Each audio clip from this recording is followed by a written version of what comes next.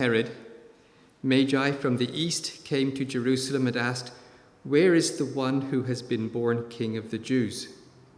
We saw his star in the east and have come to worship him." When King Herod heard this, he was disturbed, and all Jerusalem with him.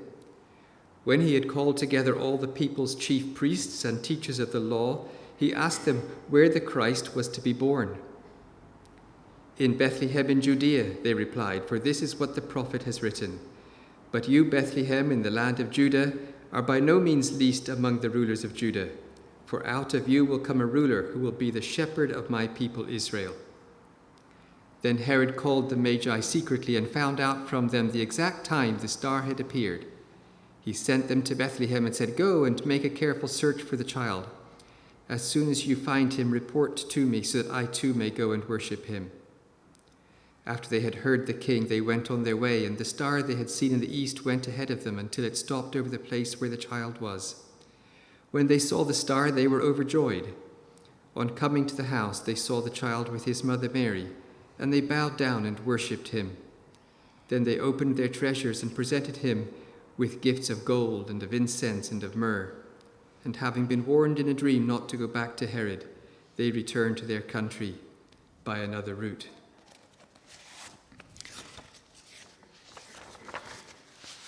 So I think most of us at least are familiar with the story. I just want you to notice three things. First of all, the Magi, or we often say the wise men, they came and they worshipped Jesus.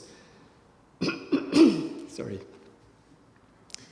They came and they worshipped Jesus. They bowed down to Jesus and they offered him their gifts, gold, frankincense, and myrrh. They adored Jesus. They loved Jesus. They gave gifts to Jesus. But there's somebody else in this passage. It says that there were the chief priests. And actually they knew the scriptures quite well.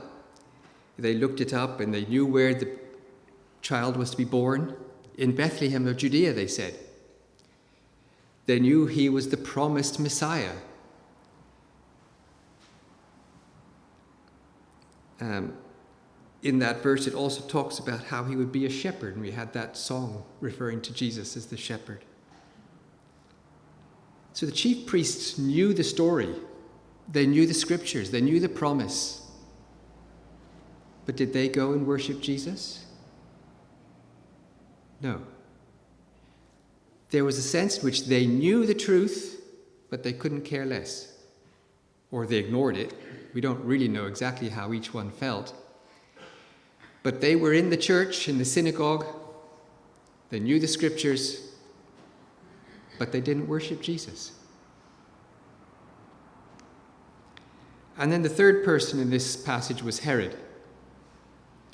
It doesn't tell us in these verses, you need to read the next few verses, but it says that he actually arranged for the soldiers to go and try and kill him. He didn't want anything to do with Jesus. He didn't want Jesus to be his king. He tried to stop Jesus living at all. So we have three responses to who Jesus was when he was born.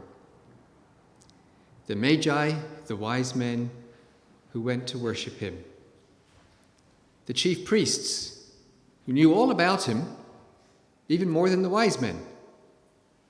But they didn't go and worship him. Then we have Herod, who actually worked against him. He says, he's not going to be my king. Herod was his own king.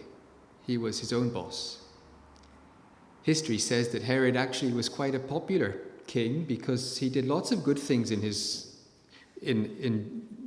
Israel at that time, except anybody who spoke against him. That included his own wife. So my question to you this morning is, what will we do with Jesus? Will we be like the wise men who worshipped him? Or will we be like the chief priests who, even though they knew it all, couldn't be bothered? Or will we be like Herod and say, I'm king? Jesus is not relevant to me. I trust that even with these few short ideas, it will help us to choose to worship him as he deserves. Thank you.